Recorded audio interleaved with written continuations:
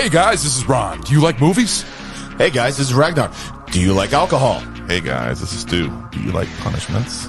Hey guys, this is Chase. You want to hear me get alcohol poisoning? Hey guys, this is Lenny. Ever wonder what a spicy boner is? If so, come on down to Barrel Age Flicks and give us a listen. This show is part of the Deluxe Edition Network. To find the other great shows on the network, head over to the deluxeeditionnetwork.com. We'll do it live! Fuck it!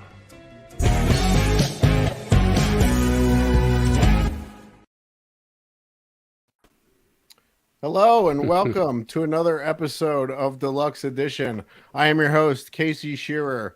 Joining me today, Ray the podcaster, and Ron, the ambassador for the Deluxe Edition Network, and also host of Barrel Aged Flicks. How are you, buddy? Doing great, man. Glad to be here tonight. Glad to have you, man. So we're doing a live show here, Ray. You want to break us into the news? Shouldn't we promote some shit first, though? All right. I mean, that's your job. That's your job. Get it out of the way, man. Let's get it done. All right. Well, I mentioned the Deluxe Edition Network. We are part of the Deluxe Edition Network. You can find us over at deluxeeditionnetwork.com. Podcast of the month this month is Metalhead Journeys. We are on Instagram and Twitter at Deluxe Edition Pod. You can find all of our previous shows over at deluxeedition.show. And merch, whatamaneuver.net/collection/deluxe edition. And if you want to support the show, you can go to patreon.com/deluxe edition pod. And also, if you want to join our YouTube channel, you can get some perks over there. I just uploaded the Jane Badler podcast that we did yesterday. You can, if you join up over there, you can get that early. And I think that is it. You guys want to do your plugs? Start with Ray, I guess. Yeah, I'll do it first. Mine's quick. I am the host of the 10 Cent Beer Night podcast. And I would also appreciate it if you could go over to Deluxe Edition and 10 Cent Beer Night and Barrel Age Flicks podcast and give us some reviews. It don't have to be 5 stars if you don't feel we didn't earn it, but give us a review. It helps us out. Go over to Facebook, Instagram, make comments because it does help us with the algorithms. Super appreciate it. Hey, this is Ron from Barrel Age Flicks. I'm the host, and I got my crew of Ragnar, Lenny, Chase, and Stu. And like I said, it's a great fucking podcast. You need to check it out. We review movies. We review beers, liquors. We get drunk. We have punishment shots. I mean, we have a good fucking time, seriously. And you should check us out on our Instagram. We got a Twitter. We got a Facebook. And also check the Deluxe Edition Network. I mean, I swear to God, this is a great fucking network, a great family with great shows. So definitely check them out. They have beautiful shows to listen to. And I'm telling you, it's worth it. And yeah, there you go. Ron, what exactly is a spicy boner, or must people listen to the show before it? I was curious if that question ever was going to come up. Spicy boner is basically a bleep word because we don't go by our real names on the show. So there's times where we actually say our real name, and that has to be the little bleep word. And I don't even know how it came across. I remember we were recording an episode, and he just said it in one of the blooper reels. And I said, Lenny, I think we should use this as a fucking bleep word. It's so fucking hilarious. Now it's been a common thing. So whenever somebody says somebody's real name, spicy boner, and then you have to spin the wheel. So that's our new punishment shot thing now. So you spin a wheel, and it has a whole shitload of punishments in there, and I always get fucked. So does that mean Ron's not your real name? It's not my real name, no. Huh. I would have made up a way better name than Ron. Well, it's actually short for my my full name, so it's. Okay, I got you. All right, this will be a fun game. Oh no, we're not doing it on this show.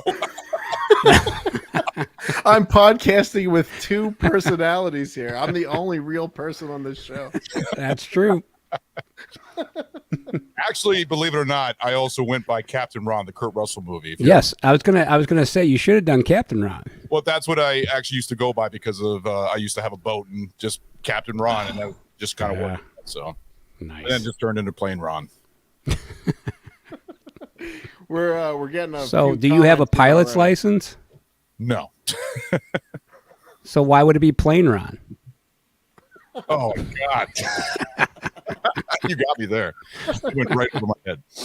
Yeah, well, See, guys, let's. I just got to get this out of the way. If you're commenting if you're watching us on Facebook, I cannot see your name if you don't click the button that says, click here to add your name. So we got a comment here from Facebook user, always a 5-star show by y'all, and I think he might be talking about your show, Ron. Oh, okay. And then we have another comment here. You haven't started it, and I'm liking it already. Spicy bunny. that's good All shit right. right there. All right, you want me to do something here, Casey? Is that what we're? Is that's the where house we're headed? cleaning all out of the way? Yeah, I think we've cleaned the house. I'm just All right. curious. I want to see if this works. Just curious. Spicy boner. It works. That's the bleep word right there. Nice. Beautiful. What's everybody drinking tonight? Well, see, I got to work early tomorrow, so I'm doing my liquid death canned water. Yeah, I saw I'm that on on. the shelf I'm on about number 19, so I've switched over to Bud Light Lime because of the alcohol content. Because, well, yeah, I got to work tomorrow too. I know. It's just I can't do Bud Light. Buds just give me headaches. But I will tell you this: I'm getting stickers and I'm putting them over these bottles until you get me a beer sponsorship, Casey. All right. I'll work on it. I actually saw another podcast today on Instagram posted that I don't know if it was just a fake label that they had or what, but it was a beer label that said that whatever the name of the podcast was and podcast IPA. There's a lot of podcasts that do that actually, where they actually get a brewery to sponsor them and actually make their own label for their podcast. I know another podcast. Oh, no shit. Yeah, you can do that. I actually I'd like to do that in the future. That's something I'd like to get into. There's so many Hell microbreweries. yeah. So you just gotta, chat with them and see what you can do. Hell yeah. Let's get one of those. As long as it's not an IPA, I'm in. Oh yeah. Well, Ambassador. I'm sick of IPA. That's most of the fucking beers that we drink are IPAs. It gets sickening. But they have to so I think we need a Deluxe Edition Network beer. that would be a thing. We should do that. Hell yeah. Yeah. Okay, we should have multiple ones. We should have like Deluxe Edition. We should have like ear porn. Like we should have a bunch of them. Fuck yeah, man. I'd go for that in a heartbeat. We just got to find here we go. we got to find a podcast that actually owns a brewery, and there then we we'll just be all in. Mike Zeller that. from Take on the World. He can do it. Oh, right. there you go. Problem Brew it up, solved. Mike. I'm There we trying. go. I just picked this up today. It's called Lemon Days. It's from Swamp Head Brewery in Gainesville, Florida, and it tastes like lemonade. It's fucking good. Oh, it's the first time I ever had it. So good. We just did one on our Lost Boys show called it's a Gwar beer. The band Gwar called Geyser. It wasn't that bad. It was really good actually. And we also did another one for my Beetlejuice show, which is not being released till Halloween. So you'll have to wait till the review on that one. And it was pretty decent. It was different. So Nice. People who don't like beer, I think they might be communist. I'm concerned for their well-being. I would agree with you on that one. Can't go anywhere without beer. See, I only recently started drinking again. I had a bit of a problem in the past with cocaine, so. See, I've become more of a drinker since I've been doing my fucking show. Every Friday night is a fucking party. And we're just like, and I'm always getting punished. So I'm always drinking watermelon shots like fucking crazy, and it's killing me. And the guy, Stu likes to just shove it in my face, seriously. Because we have a thing on the wheel of fuckery called Fuck You by Stu. And I always fucking roll that shit. Or it always rolls right on that for me. So he always comes up with little concoctions that he knows that I hate. So he knows he's trying to get me to puke on the fucking show. Hey, looky here, Rod. When you die, you want to be an organ donor, right?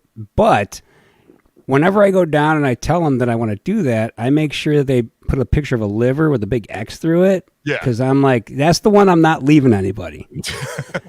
So let's make sure we understand what we're doing here, because I don't want to fuck somebody over. They're like some 6-year-old who needs a liver, and they're like, here's your liver. And they're like, look at this thing. It's trash. Yeah, that's going to be my liver from looks of Yeah. it, the way that I'm drinking. All right, Ray. Let's get to the news. See that? Now Casey's dropping the hammer on me. All right, let's go. All right, so I'm going to start this off with Bradley Cooper could possibly be playing Ric Flair in a movie about his life. I'm really excited about that, actually, because Bradley Cooper is a really good actor, and he's done really great movies. But I'm really shocked that they're just doing it's just about is a biopic on Ric Flair. That's what it sounds like. It sounds like it's going to be a movie about Ric Flair.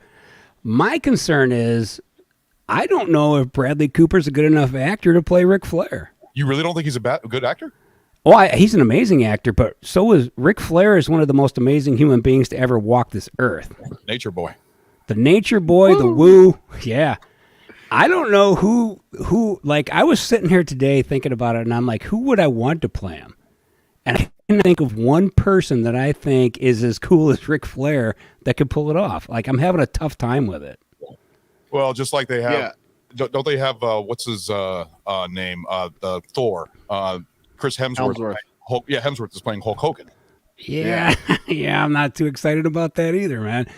For me, like, these guys are larger than life. These are, like, when I was a kid, man, Hulk Hogan was like everything. Yeah. Like, like we were talking earlier, like, I like 2 eras of wrestling. I like the 80s and I like the Attitude Era. That's it. Everything else is trash. Attitude Era was what I grew up on, and that right after that, I gave up on it. I actually still have like DVDs and stuff like that of the WrestleManias from the Attitude Era, and I still watch them. The fucking Royal Rumbles were always my favorite matches to watch. But I don't know. I think he could pull it off because he's done a lot of different types of roles. I mean, I thought he was great in just about everything that he's done. The fact that he used to be more of a comedic actor because he was also in Wedding Crashers. I remember he was more of a side role in that, as kind of like the villainous character. And then he did the Hangover series. Sorry. But he's done a lot of really good content, good movies. I think he could still pull it off. I mean, I don't know. Casey, what do you think, man? I'm with you, Ray. It's gonna be really tough for anyone to pull that off. And I'm not sure. Maybe you guys didn't read the full article. It says they reached out to Bradley Cooper about it, and they haven't heard back in anything. So it's not confirmed. No, that's what I said. No. There's a possibility. Oh, okay. He's the one they want, though. Yeah, and that's what I'm saying is he the one that you guys think should do it? Like, is there a different actor that you would pick? And like I said, I sat down today and I was going through actors, and I could not think of one actor that I think is good enough to play the Nature Boy. Just not one. It was hard. I couldn't think of one that I wanted to do it. Because I was trying to think about this, and really, I still think Bradley. I don't know. Somebody said Jack Black. Well, he could play like Hacksaw Jim Duggan. I'd let him do that. Yeah. Ric Flair stories are the fucking best. It's going to be a great movie. Yeah. They just, but they got to get the right actor. If it's not the right dude, this movie's going to shit tank. It's going to be bad. I mean, do you even think Bradley? This is what I would do. Oh, go ahead. I think they should go with. I like some of these movies, like the Elvis movie we just watched. And maybe he was famous before that movie, but I had never heard of that Austin Butler before. Yeah. And fucking phenomenal job. It would almost be better if they got like an unknown actor to do it. Maybe even a young pro wrestler to do it. They should do the cattle call, is what you're saying, and get an unknown. Yeah. I could go. I think that's better. I really do. Movies that grab unknowns actually end up surprising you and end up being better than what you would think is another, big actor that's well known. So that might work. I mean, like especially a wrestler because I don't watch WWE at all anymore because it's all different and change. I mean, do you think there's any wrestlers in there that that would be good for that role? I don't watch WWE either. I watch AEW right now. It's the newer product. Yeah, there's definitely some guys. I can't name them offhand right now, but the characters and shit that they have now, and yeah, absolutely, somebody could definitely pull it off. Yeah, for Got to sure. be somebody. Yeah, But I don't think it's an actor that we all know. I think it's good. I think that nails it right on the head. It's got to be somebody who's unknown that can do the woo. That's what it comes down to. Can you do the walk? Can you do the woo? Can you do the airplane riding? well, fucking I will tell you talk? this. I will tell you this. I have one, but I don't know if you guys are probably going to laugh if I say it. Jay Gillen. Well, Huh? It's not a bad one.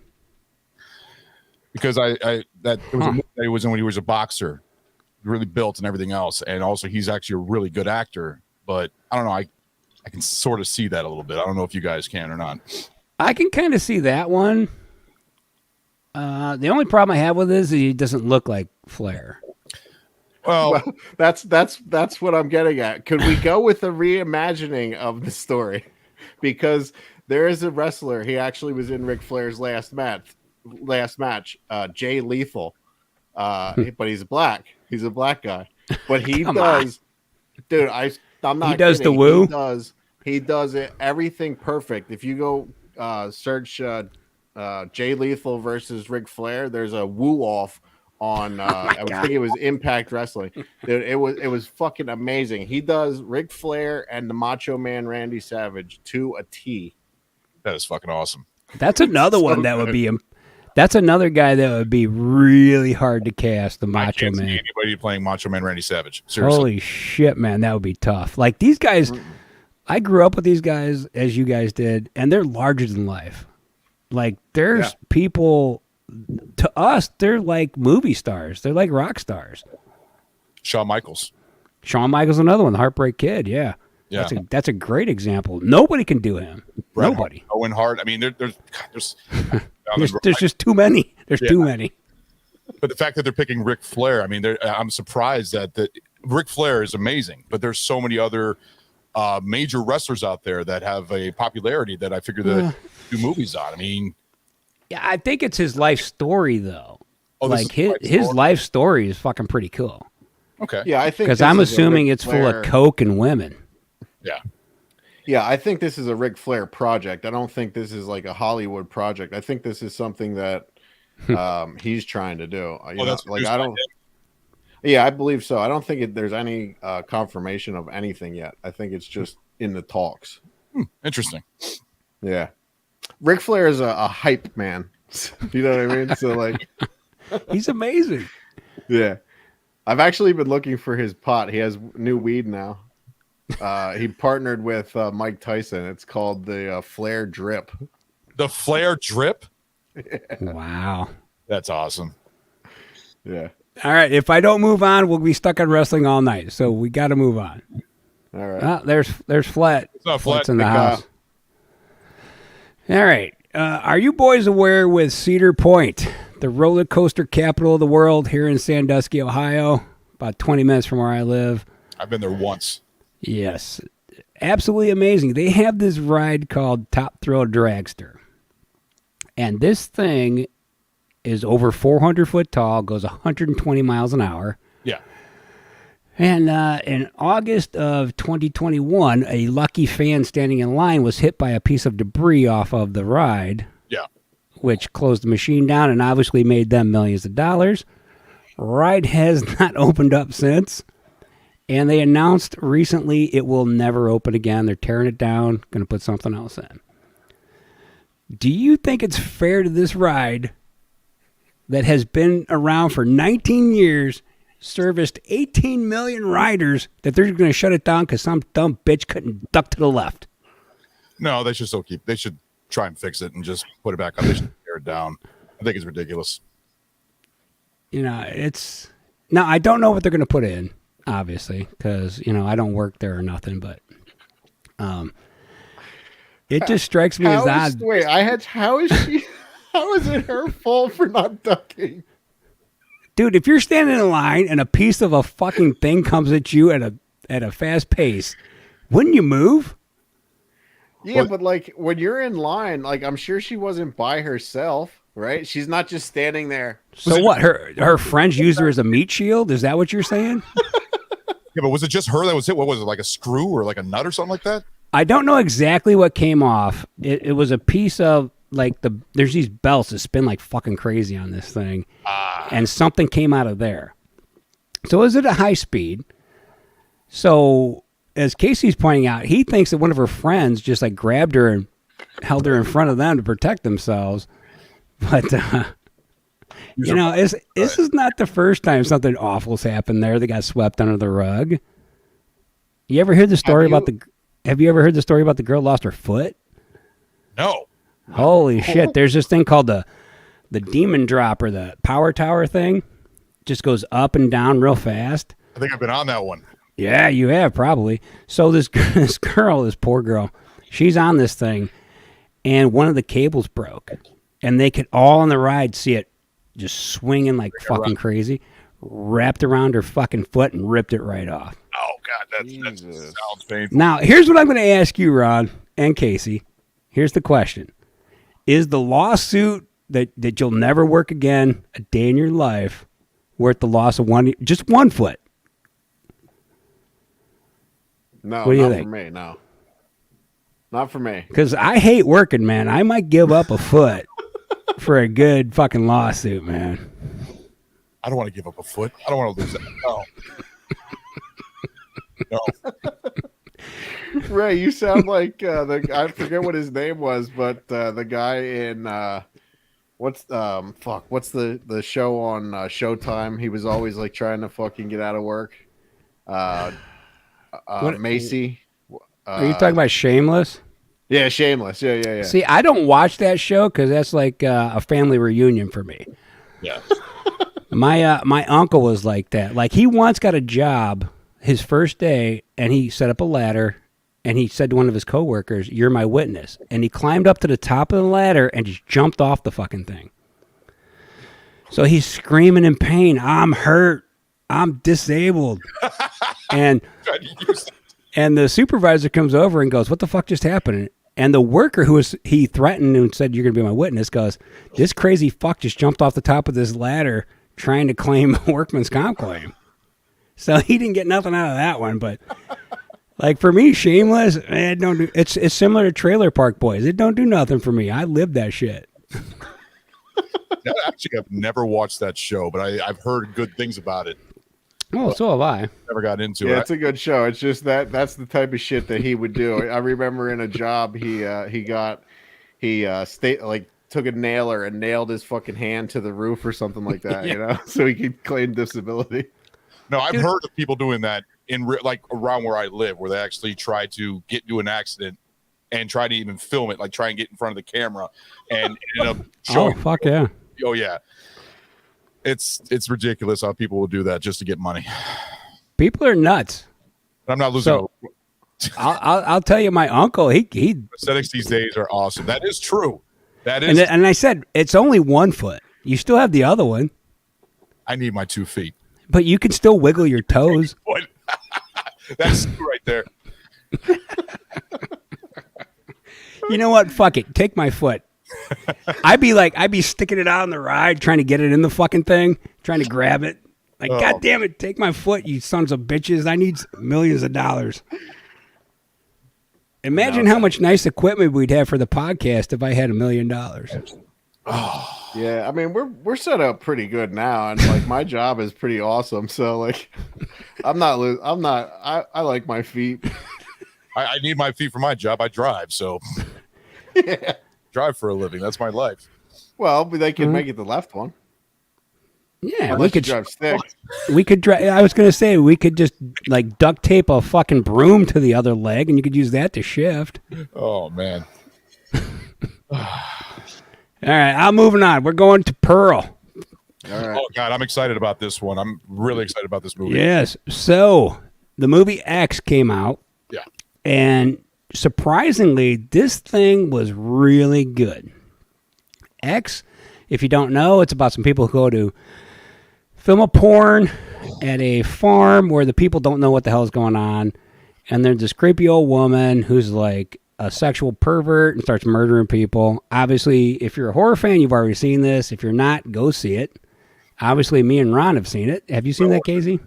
No, and that's you answered my question because at the beginning of the trailer for Pearl, it says the origin story, and I was questioning what the story was. Casey, you need to see it.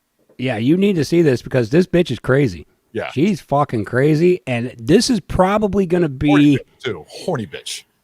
Fuck yeah, like so crazy. It's hard to make a horror movie.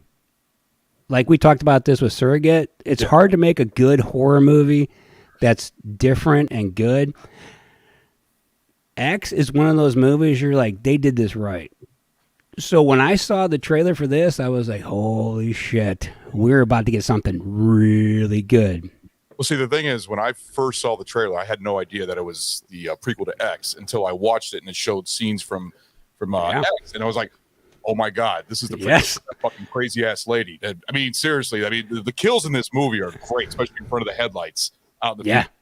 Yes. But it looks. But that's the same thing that I thought. Like I had no fucking clue what it was. I was skipping through like horror trailers. Yeah. And I'm, what the fuck is Pearl? And then it fired up and I saw it and I was the same thing like you saw, and I was like, holy fuck, they made an origin story. Yeah. Oh my God. And really fast too, because the movie just came out last year. Yeah. Like they finished it in like 3 weeks or something. I don't know how they got this thing done that fast, but holy shit. So the trailer that you guys saw didn't say Pearl the origin story right underneath it? No, it just the one says I watched Pearl. today. I just watched it 20 minutes before we started, and it said Pearl, and then right underneath it came the origin story, and I was like, well, it does, but it doesn't say X. Yeah, that's why I was confused. Like, what is the origin? That's the trick. Is I don't even remember them saying her name was Pearl in the movie, to be honest with you, but they probably did because the husband's always talking to her and shit. But it's funny because they're using the same actress that was in the X movie to play Pearl, but she's playing a completely different actor. She's playing the younger version of her. which is kind of like an American History X, or not X, but American Horror Story kind of thing. Yeah. Where everybody plays different parts and different roles and shit, which I thought was kind of fucking cool. No, I did too. Like I said, I'm a huge fan of horror, and I thought that it was a very creative movie and very good horror. And I mean, it takes place building a porn. I mean, it's just fun to watch the whole movie. So there's a scene in X where they have the long shot of the door, and it's and you're like, oh, this is Texas. This is the massacre scene right here. Yeah, this is Texas Chainsaw Massacre, and nothing happens. And then later on in the movie, they fucking do it again, and you're like, oh shit, they foreshadow, and nothing happens again. You're like, oh, you dicks, you're so clever. Like that's what I like when they're like, we know what you want, but you're not gonna get it. Yeah, it's kind of like the alligator scene in the very beginning.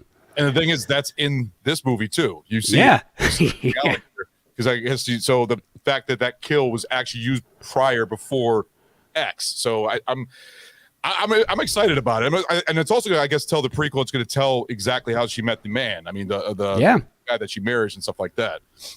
Yeah, I'm super excited for this one. I cannot wait. So I do this thing for Halloween, which me and my buddies have been doing for a while now, called 13 for Halloween. And what we do is you have to watch 13 movies in October that you've never seen, that are horror movies, or movies you haven't seen in 20 years. And it's getting harder and harder every year to find 13 movies that I have not fucking seen. I'm a little surprised that it's harder because there's so many fucking horror movies out there that are like direct video, like there's. Yeah, I mean they come out, but we watch them all fucking year. That's what makes it hard. Yeah, that's true. Right. Like me and my buddy Rob, that I do the podcast with on occasion. Like we watch horror. Like if something comes out, we're like Terrifier 2. We've been waiting for that fucking thing for 2 years. Yeah. Like we're excited, and it might if it came out in September, we wouldn't be able to hold it for October, so it wouldn't count. That's another one I have to see. I've never seen Terrifier, and I've heard so many great things about that. No, I'm going to say this. Me either. I've never even seen it. If it's a Shudder movie? Terrifier is not a Shudder movie, I don't believe. It's Art the Clown. Originally, it was. Oh, I know what you're talking about. It's a sequel to I know what you about the very popular looking clown, the one with the it's just the horror clown that I see all over the internet and everything else. If you haven't seen Terrifier, you should probably like just shut the video off and go watch it, Ron. It's that good, man. I'll check it out. Like, No, seriously. Oh my God, is it good? So like we've been waiting for this thing. Ron looks like he's in John Carpenter, a dark room with the light glaring in his face. I guess I'll take that as a compliment. Actually, Ron looks like he's in a bar after closing time. Yes. I've been there plenty of times, so I know that look. And I got Chucky right there behind me, and I got my bar. See my bar behind me right over there. So. Yeah. But you love Terrifier. Terrifier 2 is going to be amazing. It'll probably, if it's done as well as the first one, it'll probably be the best horror movie of 2022. If it's done right. I got to find out if it's on any streaming services. I'll take a look at it, or I might just blind buy it or something like that. The original, because I've seen so much about it, and I've never got to it and stuff like that. But now that you're recommending it, basically, and fuck yeah, I am. I'm gonna definitely check it out. Yeah, you got to get drunk, get in a dark room with some popcorn, and you will have the time of your life. I will do that. Yeah.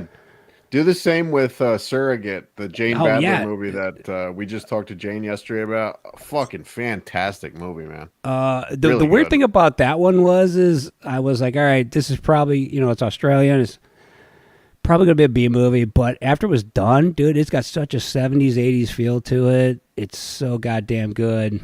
I was totally just like surprised. Yeah, I was too, really. Like, I was shocked that it was as good as it is, and I think it's going to be top 10 horror movie for 2022. It's fucking good. Yeah, really good. I've seen a couple horror movies that we've done for our podcast for fan requests that I've never seen that are horror, like Mayhem, or I've seen Mayhem. That's a really good one. Yeah, that's good. Vicious Fun. Have you ever seen that one? When that come out? Is that late 80s? No, that came out like a year ago. Is that newer? Yeah. Oh, that's a new one? About maybe 2 or 3 years ago. We did it for a fan request. It's about like basically all these serial killers that are basically in a room where they all talk about their problems and stuff like that. And this kid gets involved. It's really it's mediocre. It could have been better. Stu would actually explain, if you listen to the episode, he actually has a good explanation about how it could have been better. So Shudder, because I know when you're saying that you can't find enough movies, Shudder is just so loaded with so many fucking horror. Yeah. Well, Shudder is good. Once again, though, since I'm only picking 13, I'm looking for like quality.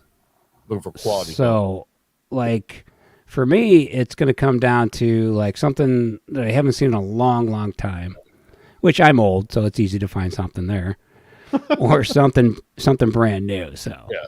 But I do like Shudder. I think Shudder does do a lot of good movies.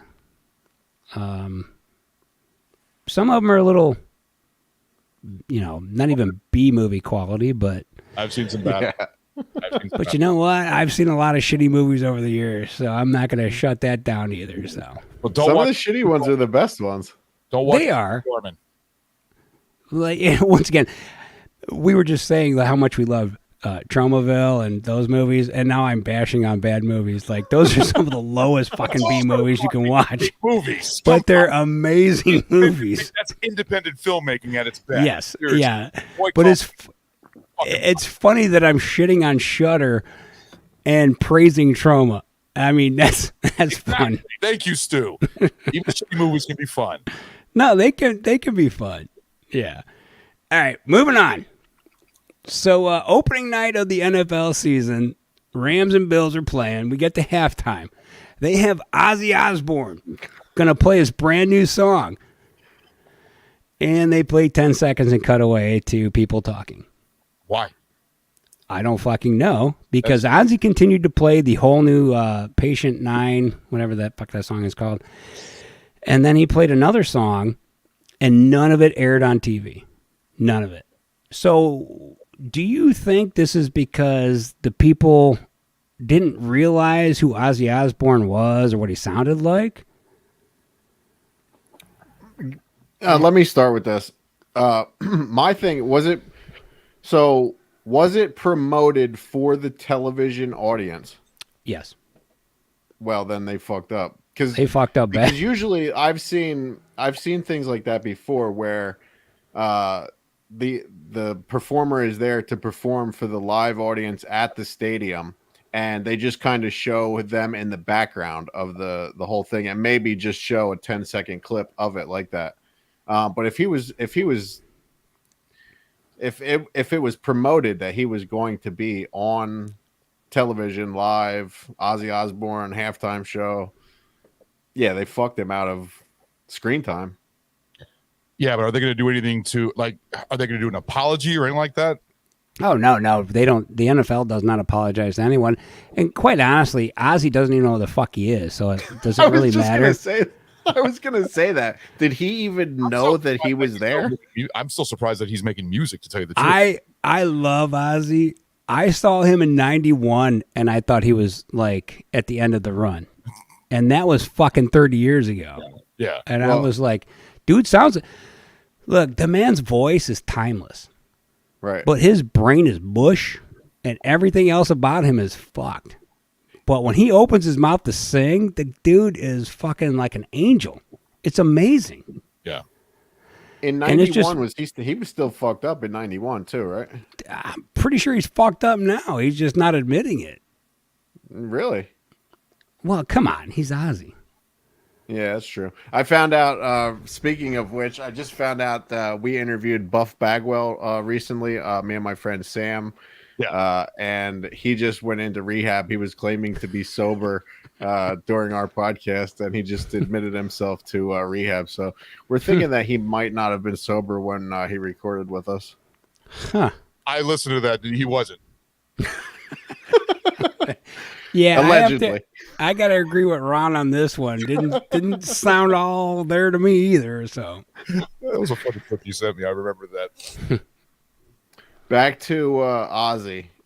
Let's see. Jacob Stu says he was born the same year as the new King of England.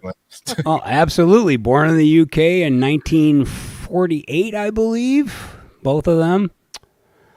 Both were princes. One the Prince of Darkness, one the Prince of England. So I think that's a good comparison. Yeah. Going back to Terrifier. Sorry, wrong one. Mike Zellner, Terrifier is on Tubi. Okay, I'll check it. I'm definitely gonna check that out. There you go. And Facebook user, I don't know who you are. I love Ozzy, but he needs to rest now. I agree. I haven't listened to the new album yet, but the last one with Ordinary Man and all that was fucking good. You know what, Ozzy, if he lives to be 120, which will outlive me, obviously, but I'll listen to anything he puts out. His voice is amazing. So fuck it. He can do whatever he wants. He's Ozzy Osbourne. Were you guys now the Osbournes, the show? Back in the early 2000s? Oh, yeah. Reality TV with the Osbourne family? That was like one of the first reality shows, right? I was actually disappointed. You didn't like it? I liked it, but it broke the myth of who he was. That is true. For me, I grew up in the 80s, so he was larger than life. He was someone that was like biting the heads off bats and just so much larger than anything you could imagine. And now I'm watching him as a bumbling old man yelling for his wife to help him find the fucking remote. I was kind of like, fuck, I don't know if I like this. Because I've told Casey this, I like my rock stars on drugs, fighting people, and just fucking shit up. I don't want them bumbling idiots. I want them to be rock stars. And that was kind of hard to watch for me because same with Gene Simmons on the Family Jewels. Yeah. It takes away the mythos of who the larger-than-life creation is that they manufactured over decades. It just takes it all away in an instant. Shows all the behind the curtains, and you really don't want to see that. You kind of just want to live that mystery of what they wrote. Right. It's the Wizard of Oz. I don't want to go behind the curtain and see the wizard for just some dude from fucking Kansas or where the fuck he was from. I don't need that. I need the myth. I need that because that's what I base my whole goddamn existence around is trying to be like that guy. Exactly. Yep. Yeah, the Gene Simmons really showed you how much of an asshole he really is. Yeah. Man, we all know that. Yeah. Ray, going back to what you were saying about Ozzy's voice, are they not putting some kind of nothing on his? They don't have to. No, they literally don't have to, because I think they are. I don't think so, man. Because I know Alice Cooper. I've seen him a shit ton of times, and he has backing. Two members of his band, when they sing at the same time, sound exactly like him. And I've seen Ozzy. It does not sound to me like they're doing anything to his voice. He's pissing himself on stage. He's stumbling around like a fucking idiot. But by God, that man's voice is as solid as ever, and it makes no fucking sense. What is his age right now? He's got to be fucking 80. Like, damn. He was born in 48, I believe. So I'm not good with math. I don't like math either, and I could be wrong. I could be off. 900. 900. He could be a goddamn vampire for all I know. Oh God. And our Facebook user, it's Ruby. I don't know how to set it to let you know it's me. You guys are great. I don't know Ruby. Thank you, Ruby. Thank you for watching. Thank you. All right, that's enough Ozzy Osbourne, because this next one's fun too. All right, so this douchebag Harry Styles is in this movie with Chris Pine. Yeah. I'm really. Go ahead. So the movie's called Don't Worry, Darling, which none of us are going to see because it sounds like trash. Yeah. That's fine. But that doesn't affect what we're about to talk about. So at the movie premiere, apparently these two have had some beef or whatever, and Chris is sitting in a seat, and it appears that Harry Styles walks up and spits on him. And Chris turns his head, looks, and does nothing. He kind of smiles too, like he kind of nods, Yes. and then he just smiles and then just goes along with what's going on in the crowd and stuff like that. Right. It was really fucking weird. Do you think he spit on him? No. I do. You see? Can you see it? Because I watched the video and I could not see anything coming out of the mouth or anything like that. I saw the head move. Look, I'm just here listening. CJ Graham's wife. Thank you, Ruby. Also, So Harry's head moves. Chris turns, and then he gets that smirk on his face, like, I can't believe this motherfucker spit on me. Now, but here's the more important question. I'm going to ask Casey first, because I know what you're going to say. If somebody spits on you, Casey, what are you about to do to them? I don't know. It's probably not going to be. I'm probably going to be shocked and probably just not. I don't know. That would be hard to say. It would be a Okay, shock. well, let me back up. You're not stoned when they spit on you. You're completely sober. They would have to catch me maybe like in the middle of the night. All right, and wake me from a dead sleep, and that would still be. All right, so Harry Styles sneaks into your bedroom in the middle of the night and spits on you. What do you do? Oh man, Harry's he's a little dude, right? He's just a little guy, right? Yeah, he's not big. Neither one of them's big. Okay, so I would say, for comparison purposes, it's a guy as big as you. All right, because they're about the same size. So let's say some 6'3" gorilla comes in your bedroom and spits on you in the middle of the night. Let's say CJ Graham. Yes. Jason Voorhees walks into my bedroom and spits on me. I'm going to say, what would you like me to do for you, sir?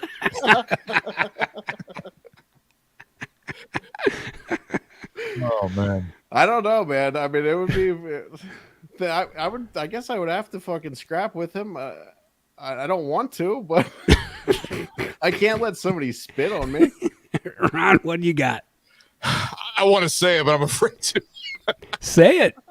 I basically, he said, sitting there, right there. He's like, just spit on me. So I just stand right up, unzip it, pull it out, and I just take a piss on him. There you go. That's a good answer. Sorry, but that's hardcore right there. But seriously. Well, once again, you got to do something. You can't let some dude spit on you. No. Like, I understand his initial reaction was, I can't believe this motherfucker just spit on me. Well, like but I said, you got to get up and at least hit him. Well, the thing is, he didn't say Ron would get hard. You motherfucker. That's So they swear to God. they were just. I mean, they're like trying to be Ric Flair here. They're hype men, right? They were trying to hype something, get some kind of publicity stunt going, right? That's what I didn't see any of it. I don't even know who these. I've heard their names before, but I really don't know who they are. It just sounds like a publicity stunt to me, right? Yeah.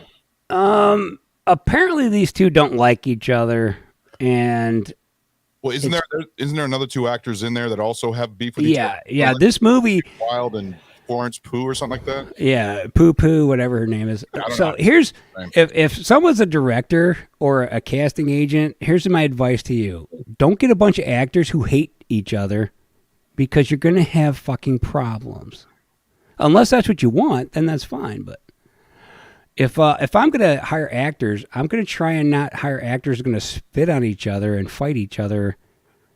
But once again, though, I'm kind of disappointed in Chris Pine because I thought he had more balls than that. I really did. Like Harry Styles is a bitch. He just smiled. That's all he did. Yeah. Was smile and just like go on with. I mean, it was kind of strange to tell you the truth. Like I figured he would would have looked back at him and say, "What the fuck? Seriously? You didn't do it?" Like something. But I would have jumped up and tackled the motherfucker, and the security would have been called. That's that, you know. it's like, you know what? Slap him across the face. I would have. I'd had the chokehold on him. They didn't want another Will Smith moment.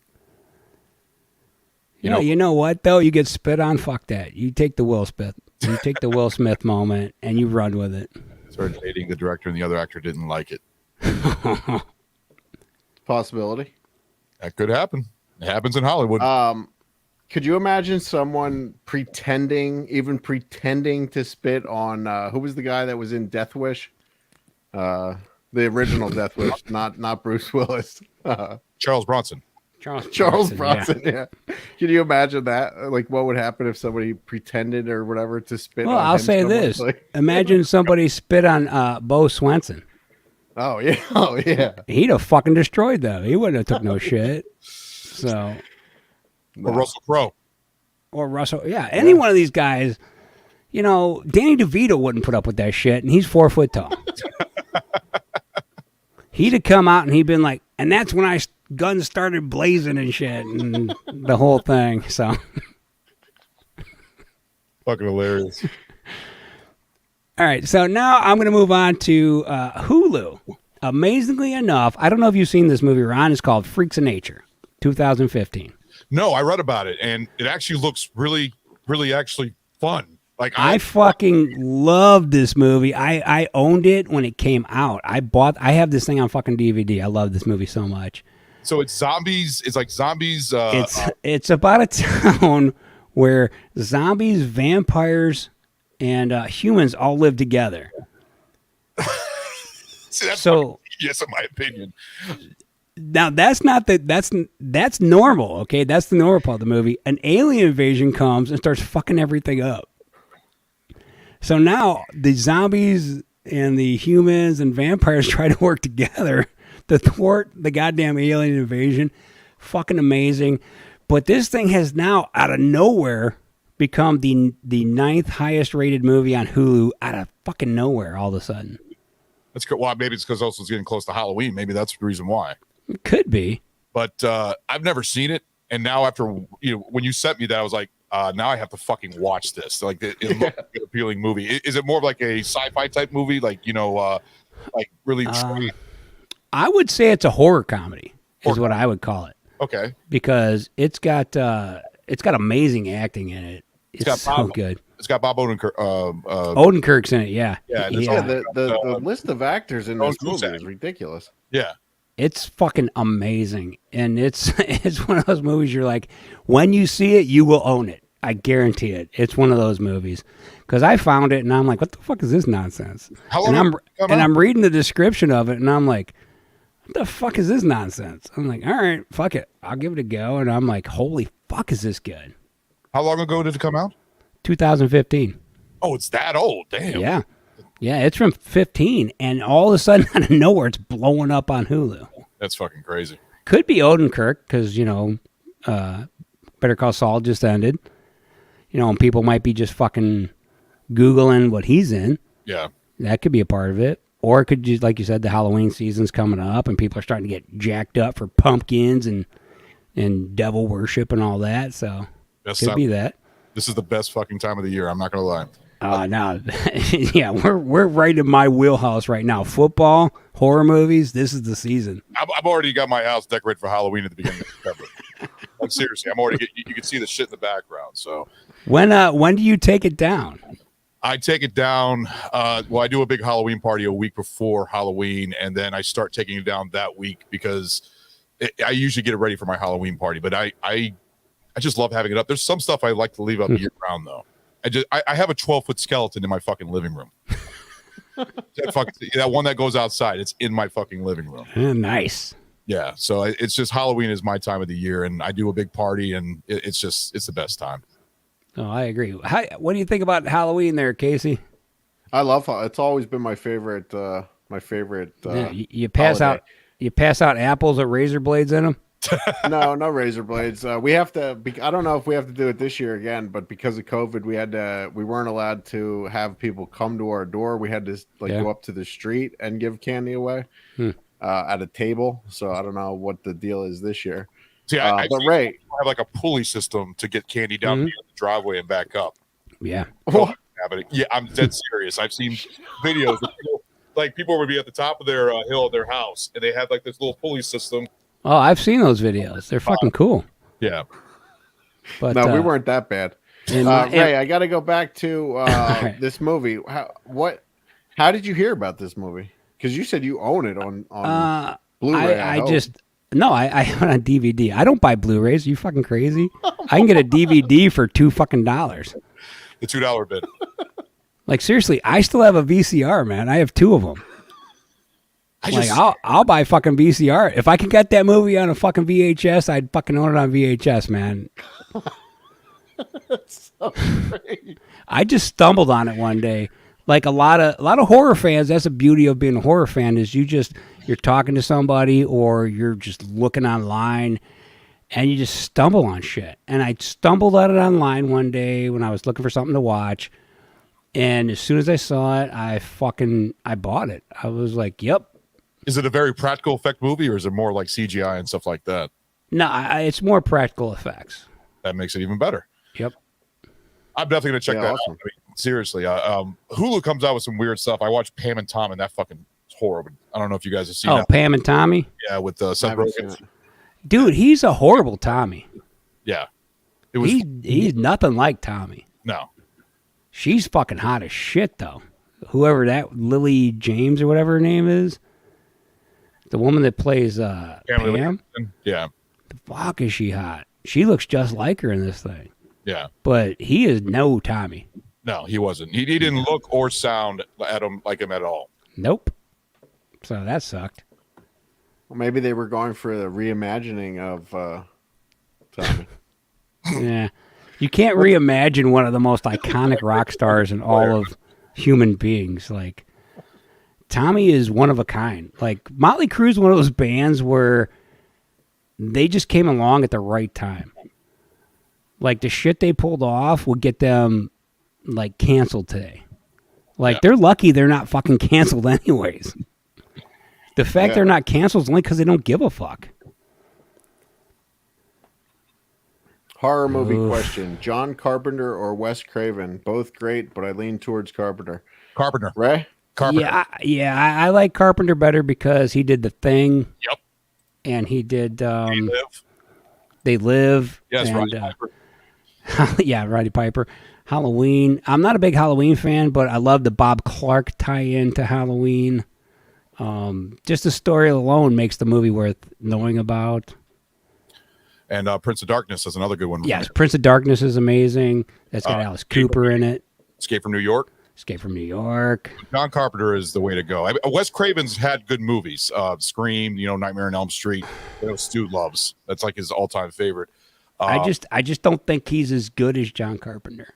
No, I just don't. Yeah, I've seen more John Carpenter movies, like all the old school, like the ones that you guys mentioned. They Live, The Thing. I mean, fucking, how can you get better than those? Exactly. You can't. Oh, didn't he do The Fog?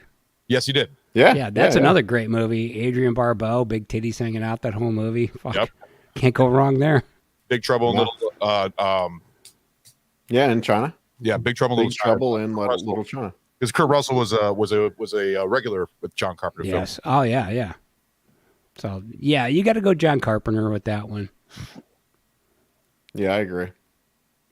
So Right? I'm out of fucking news stories there, Casey. All right. I have this is what we did for our last live show. Yes, we did. I have this week in pop culture history. All right, so we'll start with today, right? September 11th, 1954. The Miss American contest was aired for the first time on television, hosted by Bob Russell. And do you guys know who the first winner was? No. In 54? 1954. I'm going to take a guess and say Cloris Leachman. Oh, It was Lee Merriweather. Lee Merriweather. That's a good one. Yeah. And do you know who else was in? Nothing to do with September 11th, but something that we didn't talk about in our interview with her yesterday. Do you know who else was a contestant in the Miss America contest? No. I do. Jane Badler. Yeah.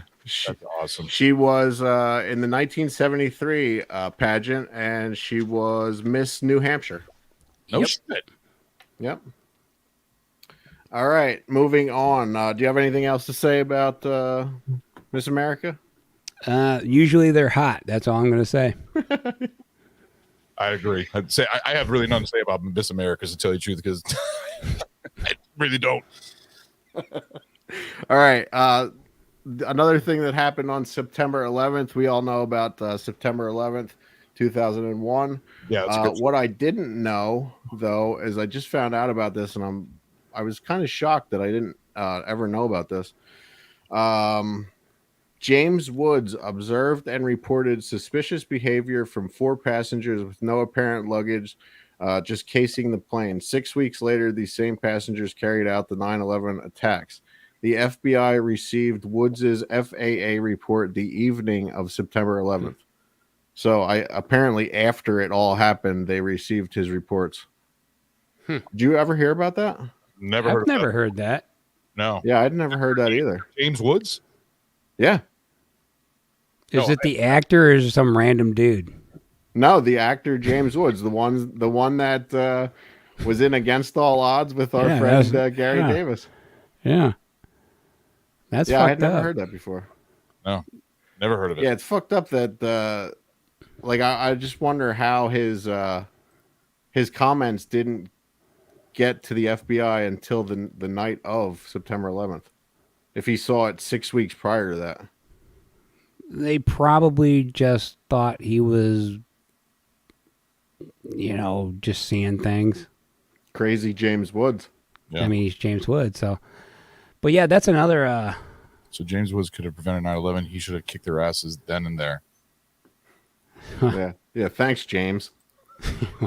He did it. He did the best he could. He contacted people. I do know that Seth MacFarlane overslept and missed his flight that day, and he would have been on one of those planes. So what? So, yeah. I didn't. He's notorious for oversleeping and missing flights. And he was scheduled to be on one of those and overslept and never got on the flight.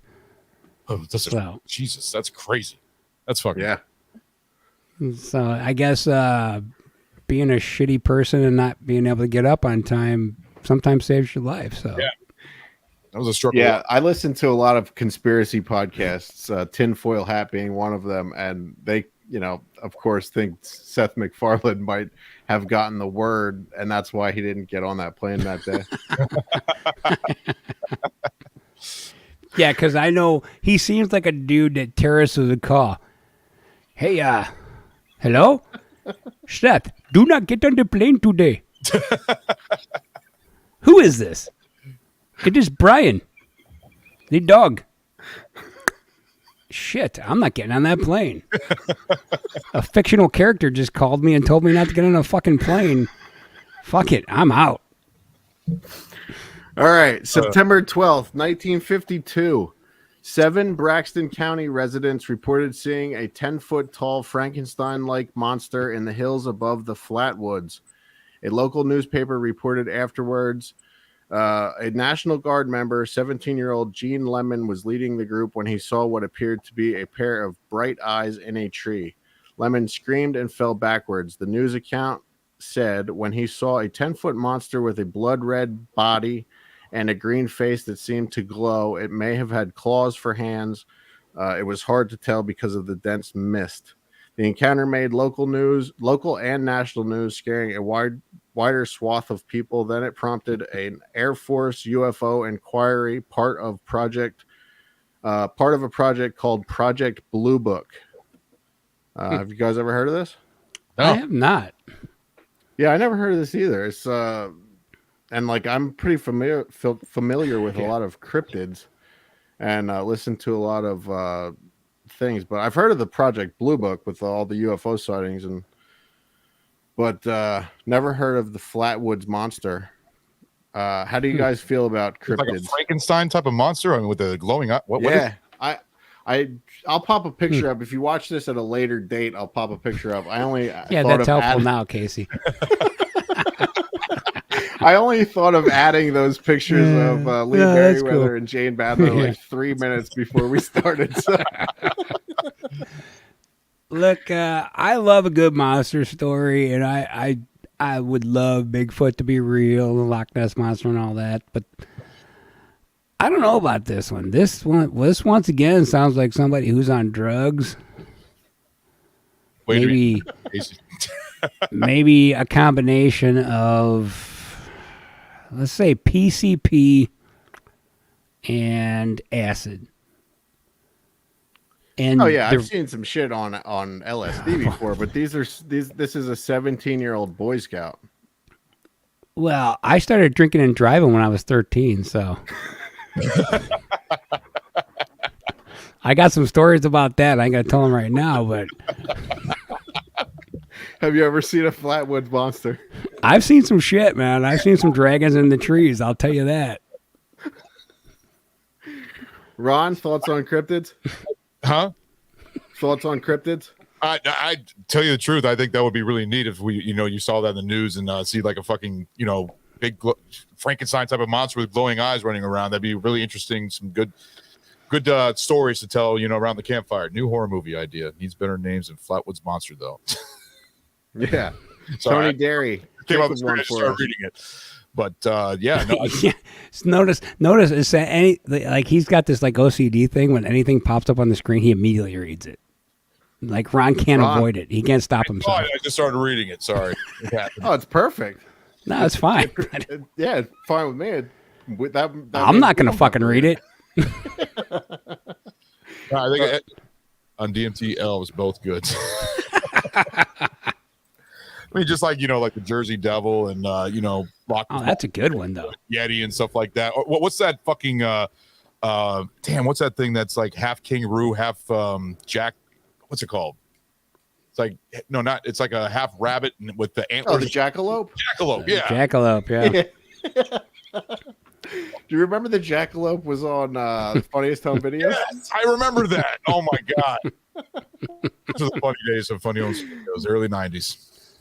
Yeah. Oh yeah, man. All right, let's see. You guys like parades? Not really. I've been. That depends. What kind of parade are we talking about? Well, NBC made the first. All right, I gotta. All right, is it a St. Patrick's Day parade where everyone's drunk, or is it one of these dumb ones where they're throwing candies to kids like a Santa Claus thing? Well, my question to you, Ray, is, what would the difference be for you at Zero. those parades?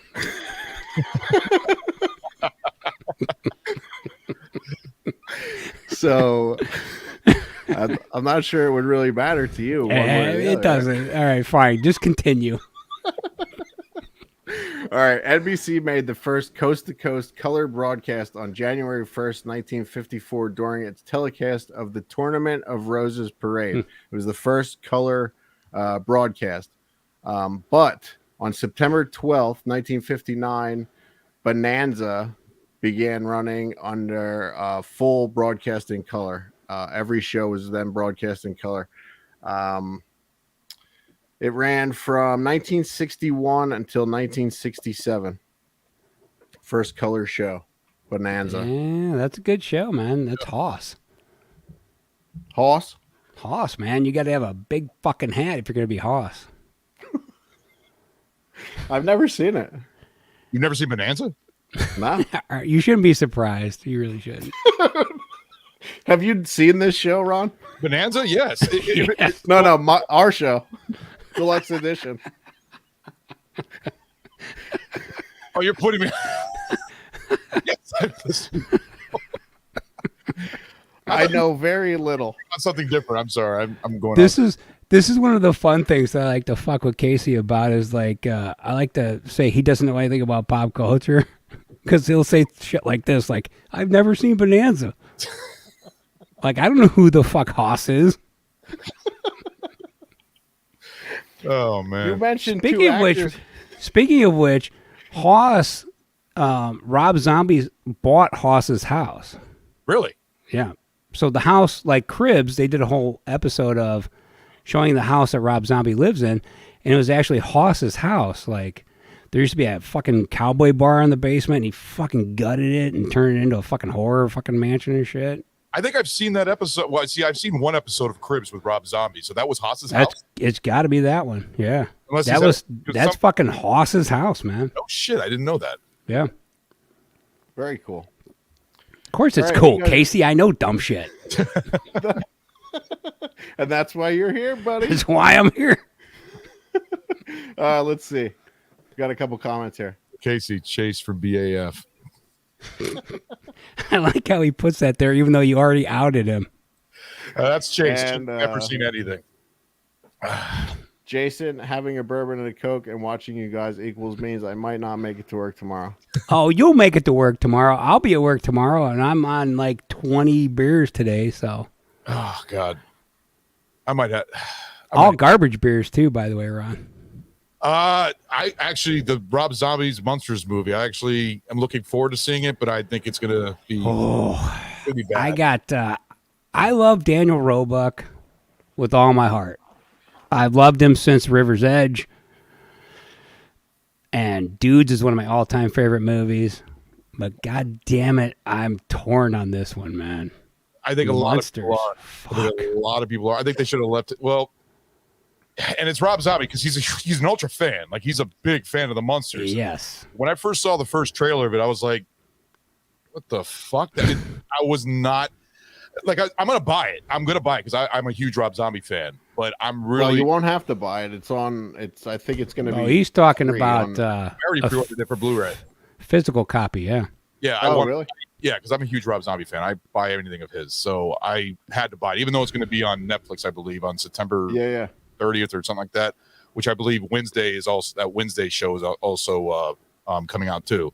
But when I saw the trailer for this, it just did not look great because it looks like it's a prequel. It's a prequel to the Monsters coming into the house. Yes, it's like them dating and shit. Which I'm torn, man. Like I like Rob Zombie. He has his moments where he pisses me off. I think that like the second Halloween movie he did was trash. The first one was good enough. Yeah. Like I'm not a big Halloween fan to begin with. Mm-hmm. Like I think that's one of the weakest horror movies ever made. And I only love it because of the Bob Clark tie-in to Black Christmas.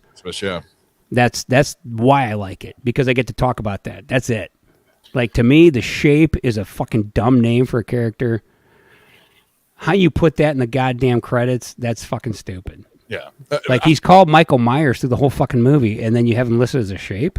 Yeah. Right. What the fuck? But anyways, how do you feel about, what was it? Three from Hell. Okay. See, House of a Thousand Corpses is still my number one. Everybody loves Devil's Rejects, and Devil's Rejects is a masterpiece. I don't agree. I mean, I agree. It's not my favorite one. House of a Thousand Corpses is the better one, but it's still good. Three from Hell was weak, and it sucked because Sid Haig was sick, and I was going to say Yeah. that's how I felt about it. Was that Sig Haig wasn't there for that one, so it really hurt that movie a lot. Yeah, and I'm a huge Captain Spaulding. I actually dressed up for him for Halloween one year, and Captain Spaulding was one of my favorite characters. He was the best thing about House of a Thousand Corpses to me. By far, he basically stole the show. But Three from Hell was mediocre. It wasn't the best out of the trilogy. Yeah.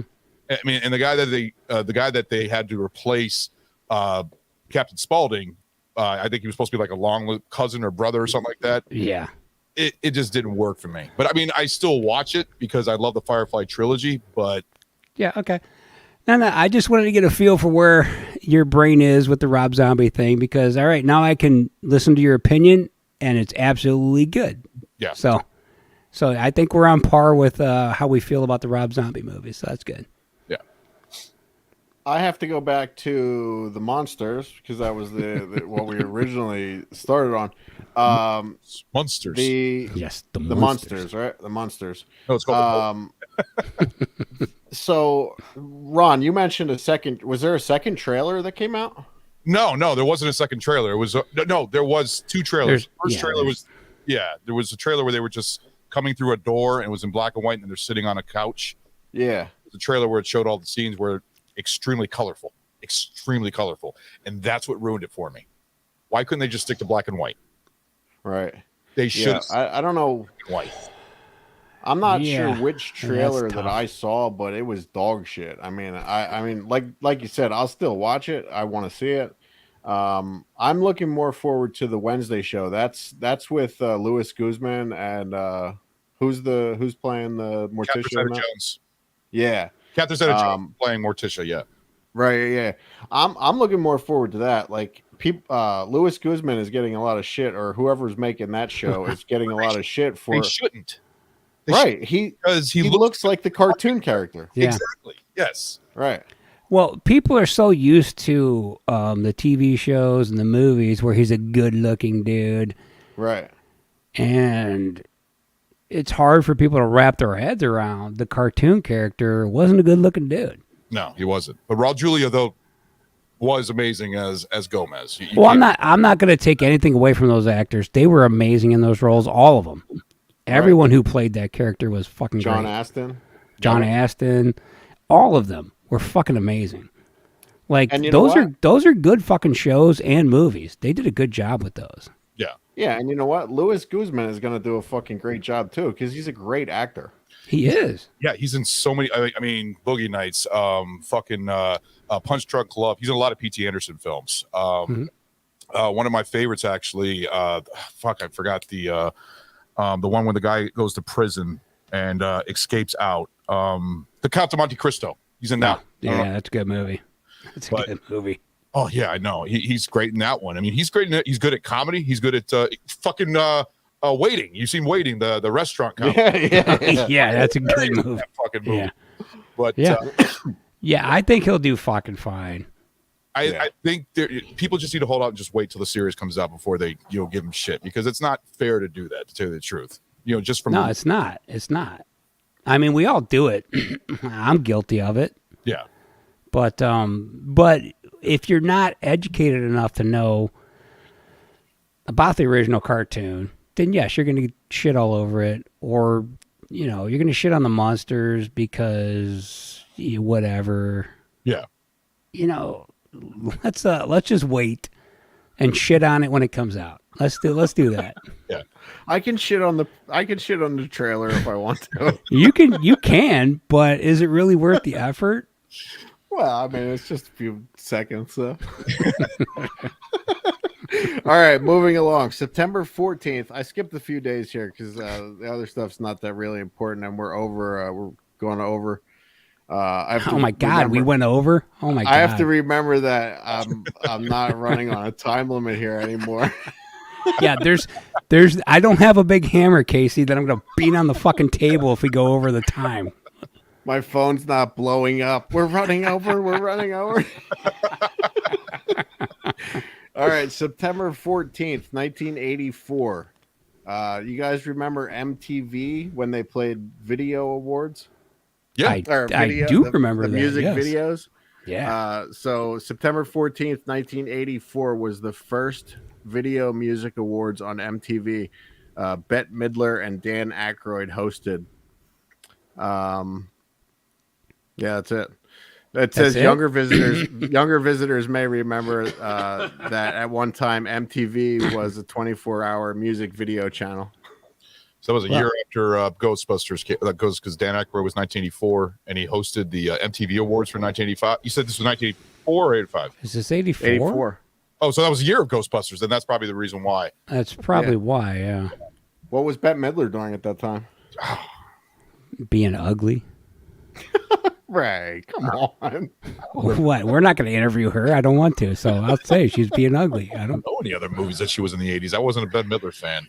She's in that stupid nice person. Isn't she in that fucking stupid Hocus Pocus movie? Yes, she is. She's the Hocus Pocus sequel coming out. I have, this will surprise you. I've never bothered to. I've never watched that fucking movie. I've never seen Hocus Pocus. The funny thing is, we did an episode on that, and we had two chicks, Sammy, my wife, in the episode, and Stu's wife. Yeah. And we gave our reviews. Both the women gave it like 5 stars or 4 stars, but everything else. Me and Stu gave it like way down at the bottom. Now, see, here's why I've never seen Hocus Pocus. Because the only people who have ever told me I need to see Hocus Pocus? Women. Yeah. No dude has ever come out to me and said, dude, you know what you need to watch this Halloween season? You need to put your PJs on, light your candles, get your chamomile lotion, rub it on, and watch some fucking Hocus Pocus, bro. Yeah. You'll be in heaven. When women tell you to watch the show, do they suggest rubbing chamomile and light? No, they basically tell you, hey, you should watch this because it's amazing and you'll love it. And all I hear is, wah, wah, wah, wah, wah. Because, I'm a piece of shit. What are you going to do? Man, I need a fucking beer. Do you know what else happened on, I don't have the exact date. I don't have the exact year, but do you know what else happened on September 14th? September 14th. What year? I don't know. Just December 14th, just one random. I think it might be 1984 because it's right under the Bette Midler Dan Aykroyd thing. Okay. Bud Selig announced the cancellation. Oh no, wait, here it is. Bud Selig announced the cancellation of the 1994 baseball season on the 34th day of a strike by players. Some say baseball still has not recovered from the lost season. I disagree. I think they have recovered, but my poor Cleveland Indians never recovered because they were fucking great that season and got fucked out of making the playoffs. They would have won the fucking World Series that year, so I'm kind of bitter about that strike. And now I gotta fucking remember to call them the Guardians. So I got nothing to say because I like baseball, but I never watch baseball. Like I've been to games and stuff like that. Yeah, I was gonna say what's fun about baseball is going to the stadium and walking around, eating hot dogs and drinking fucking craft beers and shit. Yeah, I saw the Nationals play last year and I enjoyed that, but watching it on TV is not as bad. Yeah, because like now down at the stadium here in Cleveland, they have an entire craft beer section in right field. No shit. Like you can go out there and do samples and just do all kinds of crazy drinking out in right field in the stand-up area. You can buy tickets to just go to the bar at the stadium now. Yeah, I like that. It's fucking great. Yeah. It's amazing. It's the best part of going to the ballpark. That's the only thing that's good about baseball. It's better live. It's not better on TV. Oh, absolutely. Yeah. In person. As it is with most sporting events. Well, football's better on TV. Football, yeah, no, I agree because there's a lot more breaks and everything else because of not the commercials compared to baseball. Right. And I've been to one football game. I saw my team get demolished by the rate. Yeah, that was bad. Well, with us being a Detroit and Cleveland fan, most of the time our team's getting the shit kicked out of them. So yeah, being there live is like fucking brutal. Hey, you said what was your score for the Browns? Oh, they fucking kicked a field goal today to win the game. Wow. It was crazy. I'm just glad it won, man, because I know the Browns have a bad rep, just like my Lions do. Oh, that's why Detroit and Cleveland are so connected. Yeah, I know. Everybody shits on us. They're like, oh, look at these dumpster fires of a city. Hey, we're the only team that goes. I think we're the only team still to go 0-16. I believe. Yeah, we got that going for us. Yeah, that was our record. Yeah, we got that going for us, And which we is lost nice. Stafford. Stafford wins the Super Bowl. Yes. Susie leads the line to the Did you guys? Did they really hang a flag in Detroit over that Super Bowl for Stafford? That I don't know. I don't know that. All I know is that the Rams were my Detroit team, basically. That for the Super Bowl, so I was rooting for the Rams. This year. No, I love Stafford. Like Stafford's a good football player. Stafford's a good dude because when he came out of college, that was when Bradford refused to come out and didn't want to play for Detroit. Yeah. And then Stafford came out and was like, I don't give a fuck. I'll be the first pick. Fucking, I'll go play in Detroit. I'll fucking be the man. Yeah. And then he got to Detroit and he was like, holy shit.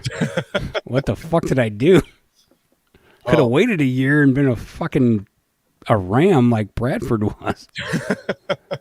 That's the craziest part. Like, Bradford ended up being a Ram the following year. Yeah. So Stafford could have saved 12 years of his career and been a Ram if he'd have just waited a year to come out. Yeah, but he didn't. So. But he didn't. So, what are you going to do? Yep. Ray, is there anyone in Cleveland that you know that calls them the Guardians? We're having a tough time with the conversion over to the Guardians. We're struggling with it, but we're getting there. As long as they keep playing good, we'll get used to it. But yeah, there's a lot of dudes in Cleveland got the Chief Wahoo tattoo. We're overall we're not happy with the change. I'm not gonna lie. Like, we love the Indians. There's nothing racist about it to us. Right. Because we love them, and I don't think Indian Americans or Native Americans are pieces of shit. I love them just like anybody else. So fuck it. I thought the Indians was a great name. Yeah. But yeah, we're struggling with it. Like, even our announcers, if you watch a game, they'll during the game they will still say the Indians, and then they have to correct themselves the Guardians. So it's going to take a while, but yeah. For sure. Yeah. I just feel like it's just something else that someone took from the Native Americans.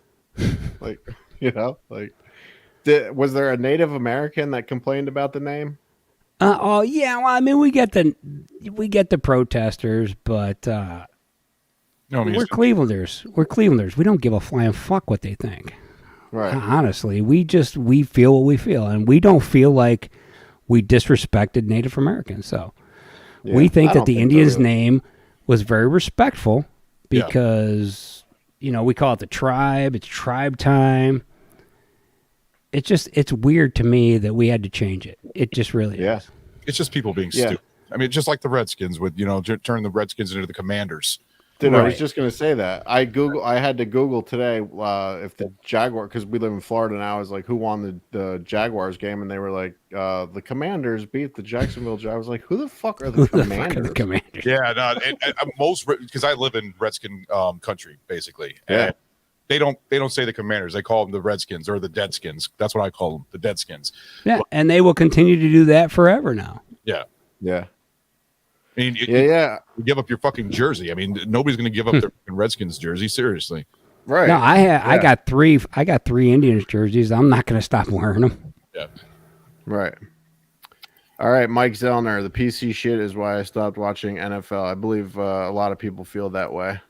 Well, the PC shit is why you stop watching the NBA, not the NFL. Well, I heard something about XFL coming back again, and the rock part of it. Oh, the XFL is going to come back? I actually, the Rock bought it the other night. Yeah. Huh. So they're bringing back XFL Commanders. All right. Do you know what happened on September 4th, September 15th, 2004? The NHL canceled their season. Huh. Because of a lockout. Well, you know what? That's one I don't give a flying fuck about. So, Are a big hockey fan? I used to like hockey because I like the games. Yeah. I used to love playing the games on the PS1 and you know, all those. They were fucking fantastic. And I love Gretzky and Yager and all those guys, but I kind of lost the interest in hockey because they don't fight enough. Yeah. Like, if they could get more fights going on, I'd be back into it.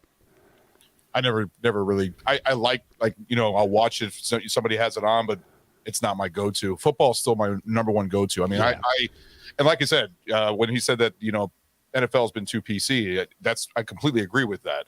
I watch football for the game, not for the fucking politics and all the stupid shit. I'm sick of that shit.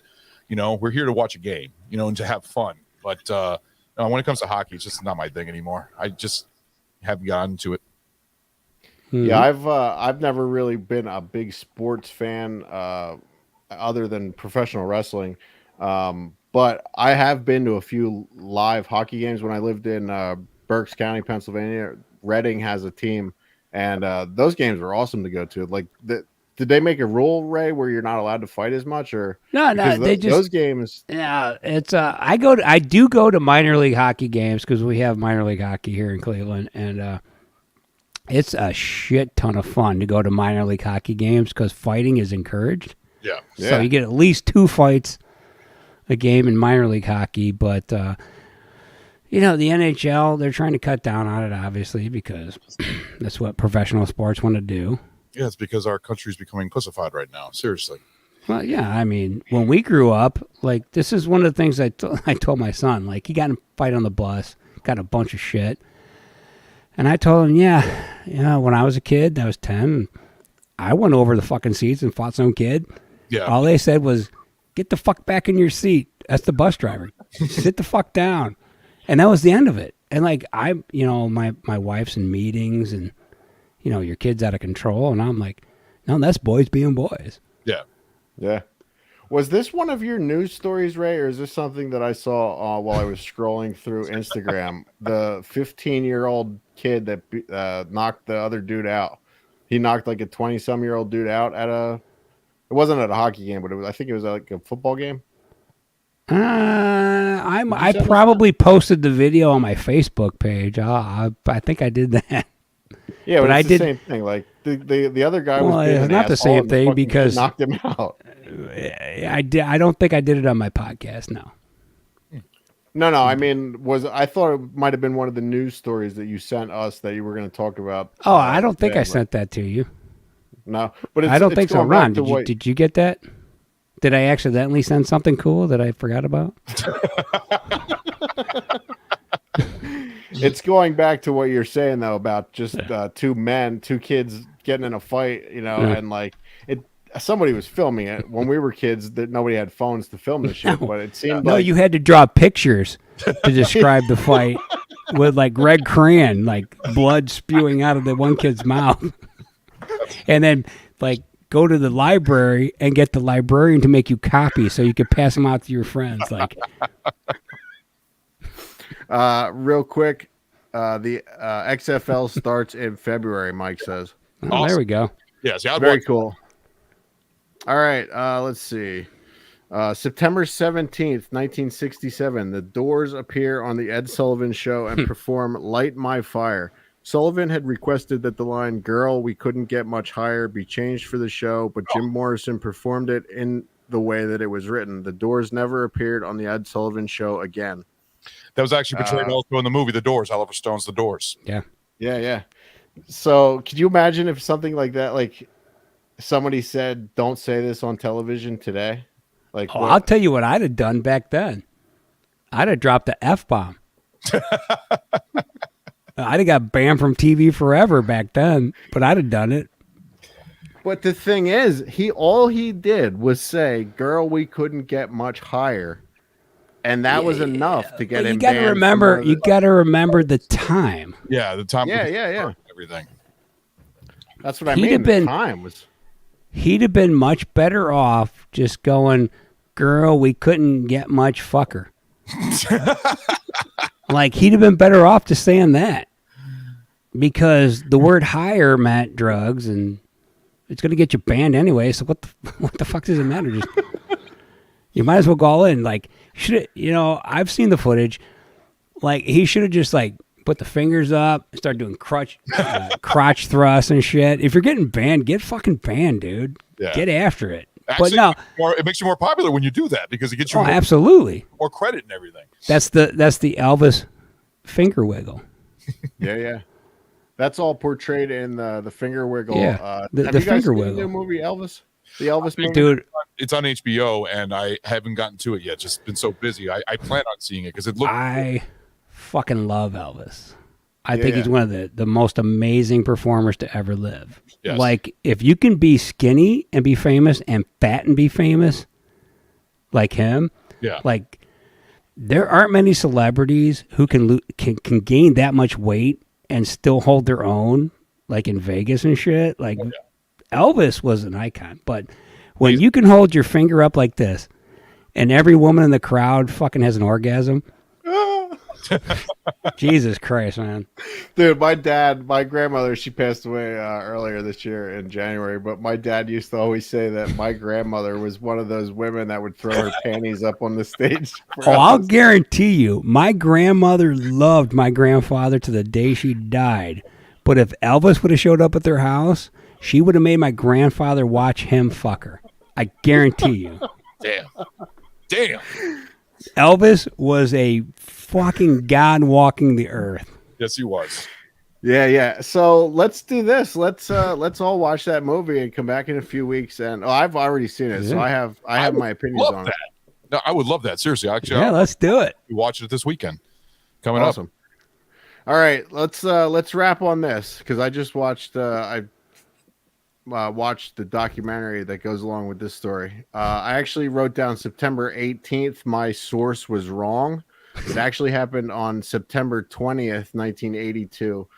3 men climbed a billboard along Route 22 in Whitehall Township, Lehigh Valley, which is a billboard that I have driven by many times, and I'm sure our listener Mike Zellner has as well. That's why it sparked my interest. They began a radio promotional contest that ultimately lasted a staggering 261 days. The prize was an $18,000 mobile home for the person that could stay the longest. It was Dalton Young, Mike McKay, and Ron Kistler. They stayed through bad weather, holidays, and constant pressure to end the contest due to bad publicity. One dude was actually arrested. He was entrapped, basically. This dude kept coming by the sign like all the time and asked him, if he got high, and the guy was like, yeah, I get high. And he wanted to give him weed, but the dude was like, no, here, take my money. And he got arrested, and it was basically the promoter of the contest. Like, we have to stop this. They have to fucking come down there. Being a little out of hand. So they entrapped the dude, and it was around like day 200 when that happened, or something like that. And then the other guys they were served subpoenas on the billboard. They actually had to come down the billboard and go to court to testify against the guy, or for the guy. Actually, they in the documentary, it actually, I was like, yeah, good for them, because they were like, yeah, we never saw him doing anything. It's like, dude, you were fucking 10 feet away from him. How did you not know him? What's the name of the documentary? The Billboard Boys. The Billboard Boys? Oh, nice. Yeah. I'll have to check that out. Yeah, it was really fucking good, and a great story. I mean, it turned out to be like the contest was, they did a piece of it in Rolling Stone. It made like people from Japan were coming to the billboard to get a load of these guys, and there was a promotional thing for the radio contest was changing its name. They wwere changing from like country music to like R&B or something like that. I forget exactly what, but it was they were changing the billboard and changing the station and everything, and they wanted to raise awareness, I guess, for the station, and they had this contest. And the thing was, there wasn't a limit as to how many times you could enter, and all of these guys were unemployed. The one guy was just back from the army, and he fucking took a piece of 8x10 paper and a stamp that said, he had a stamp made that said, I need a house, because that was the thing. They had to come up with one sentence. It was like 50 words, less than 50 words or whatever, saying why they wanted to do this. And I think he entered I want to say 47,000 times or something like that. He took an 8x10 paper and just fucking stamped on it and cut them all up. Something like that. It's crazy. Jesus fuck. And 261 days they lasted. And I don't know if you're interested in the documentary or not, but the two guys that did last, the one guy got screwed basically because they were up there. The guy was like, yeah, I could see myself staying up here for 2 to 3 years, if I have to. Like, they were not coming down, no matter what, They lasted through a huge, it was a 2 foot of snow that came down the one day. They lasted, there was no problems, no signs of them showing that they were going to give up. And so at the end of 261 days, the two guys, they made a deal with the promoter. They both did get a house, a car. It was the mobile home, Love Homes. I think it's still in business. They both got an $18,000 trailer, a Cadillac, and 2 vacations. One to the Bahamas and one to Vegas. So, dude, this is the promoter's worst nightmare. Two fucking assholes who have nothing better to do than sit on a fucking billboard for 3 years. 3 guys. Or 3 guys, sorry. The one wasn't the one that got busted for the weed. He was just out of the army. Yeah. So the only reason he fucking came down is because he got busted and he got trapped. And now he's actually a drug and alcohol counselor in Allentown, Pennsylvania. No shit. Yeah. Stu wants to know, where did they shit? That was one of the things in the shit underneath the billboard. Yeah, all over the billboard, obviously. No, they the first thing that the guy said when he came down off of the billboard is, finally I don't have to kneel to piss anymore. So they were going in their tents. See? As total savages. That's that's crazy. That's and crazy. I don't know if you guys have ever heard of. There's a over there too. Oh yeah, there's a popular station in Philadelphia, Pennsylvania called 99.3 WMMR. There's a radio host. If you guys ever listened to Howard Stern, he had a huge feud with John DeBella back in the day. John DeBella is the host of WMMR. And the first day on the billboard, one of the other contestants, they gave him an MMR shirt to wear. So it started DeBella was calling this guy because they set everyone up with phones on the billboard. Yeah. DeBella was calling this guy from 99 or whatever, WMMR, calling this other radio station for promotional thing and getting a weather report live from the billboard every morning for 261 days. I mean, it was fucking crazy the way that this thing blew up because it was an article in the Wall Street Journal. A lady came from the Wall Street Journal and it was on the front page of the Wall Street Journal, this little article. And then after that, it blew up. Yeah. Yeah, it's a really good documentary though. If you have time to watch it, it's on. I rented it. It was like $3 on Amazon. That's too much. When it comes to documentaries, though, I'm a huge fan of documentaries. I love documentaries. A lot of movie documentaries. The one that you just explained, I'm actually extremely interested in watching. Where'd you rent it at? Like you said, Amazon. Amazon Prime. Yeah, Amazon.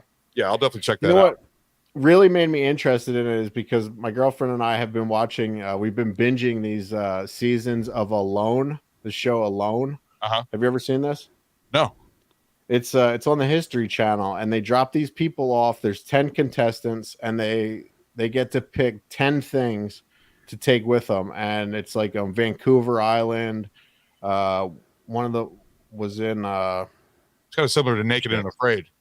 Sort of, yeah, but except for they get stuff. Yeah, yeah, and they're completely by themselves, like alone forever, by themselves. And it made me like this documentary. When I heard about it, I was like, "Holy shit! These guys would have fucking killed on that show alone." Like, you get a homeless guy on one of these things, man, he could be there for fucking 5-6 years. hell yeah! Like, they're used to that shit, and that's Yeah, the problem. Like, they ended up having a couple of homeless guys on the show, and they fucked up because, like, the homeless guys are like, yeah, I'll piss in a bottle for nothing anyway. So what the fuck's it matter? yeah. Yep. The one guy wasn't in the documentary at all. He passed away, I think, in his like 40s, maybe. The other guy, the two guys that won, one of them was in the documentary, the other one wasn't. But the one of them that was, he lived in that home for 20 years before they got another house. So Jesus. I mean, yeah. Did they do it? Did they do an episode of Cribs with this motherfucker in this thing? No. Nasty house. What year did this take place again? This was in, I think, 84. Oh, okay. This is back when they could abuse people for prizes. Yeah. Like now And that they was- got rules. Now they got rules like every 3 hours they got to give them a bathroom break, and every 4 hours you got to give them food. Like they got dumb rules now. Like it's And- not back and in the that old was- days. That was part of the whole thing. Like a Rolling Stone guy from Rolling Stones came out there, and he was up on the billboard with them for about a week. I think his name was Robert Shearer, Shear, not the same spelling as my name, but he wrote a big Rolling Stone piece on it about how it was just exploiting these people that really needed help. You know, like to show how shitty America was at that time. It was in Allentown, Pennsylvania. Also, the same year that Billy Joel came out with his song Allentown. It was the same year as that. Wow. You know, talking about how Allentown was basically just all the steel mills had left Allentown, and it was people were hurting there. You know, and these three people, they were willing to stay there for years to try and get a house. Yeah. But not even a house. Wasn't it like a mobile home? Yeah, 18. Yeah, it was a mobile home. Yeah, It was like that's it a wasn't house even rate to people. It wasn't even a double wide though. It was just a fucking trailer. Yeah, They should have just fucking gave them knives after about 10 days and said, whoever's left standing and doesn't have to go to the hospital wins the fucking trailer. Like that's how it's done in trailer parks, right? Apparently Mike remembers this. yeah. Mike, I knew Mike was going to remember it because actually, I used to drive past this billboard. I trained to be a professional wrestler with Mike Zellner in the early 2000s, and I would drive past. I think this might have been at the exit that I would get off for BC Bumps. I'm not sure. So you right had to around get that off area. the highway where these fucking assholes are up on this billboard every day Yeah. for like 2 fucking years. Jesus. Did you ever just yell out the window, No, I get a dude, fucking job, you assholes? I was 4 when this happened. I keep forgetting you're a baby. I'm sorry. I forget. Yeah, buddy. All right, that's it for my pop culture news, man. For my this week in pop culture, I highly recommend that movie, The Billboard Boys. Yeah, it was the MacArthur Road exit. Yep, you're exactly right, Mike. Yep. Check out our episode with Jane Badler next Sunday at 8:00. Check out Ron on Barrel Aged Flicks, Ray at the 10-Cent Beer Night Podcast, and we are everywhere that podcasts are found. DeluxeEdition.show. I'm not going to go through everything again. They saw it. At We the already beginning. did that. We already did that. Yeah, so, we're gonna get the show, so you're good. Yeah. yeah. Great show, guys. Thank you, Mike. Appreciate it. Yeah. Thanks for everybody for watching. Thanks for being here, Anything Ron. else? No, I appreciate it. This was fun. Seriously. Thank you. Yeah. Yes, sir. Let's get together in a few weeks and do that Elvis show. Yeah, fuck yeah. I that would be great. I would love to do a movie review show on Elvis. So I will do my homework and get ready for it. Nice. All right. Yeah, thanks, Stu. You fuckwad. Jesus Christ. It always. Because I have to take a fucking shot. All right. Later, guys. Thank you.